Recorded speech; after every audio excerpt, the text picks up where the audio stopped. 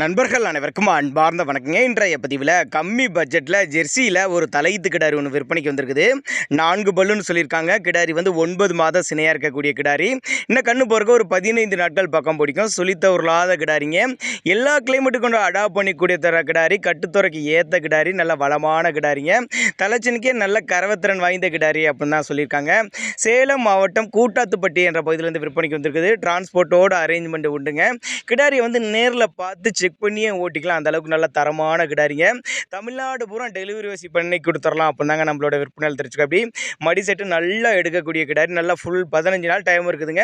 ஃபுல்லாக மடி எடுக்கிறப்ப கிடாரி பார்க்கறதுக்கே வேறு லெவலில் இருக்கும். மரக்கிடாரி தான், நல்ல லட்சணமான கிடாரி அப்படின்னு தான் சொல்லியிருக்காங்க. 4 பல்லுங்கிறதுனால ஒரு 5 வருஷத்துக்கு மாடை கண்டினியூஸாக மெயின்டைன் பண்ணலாங்க.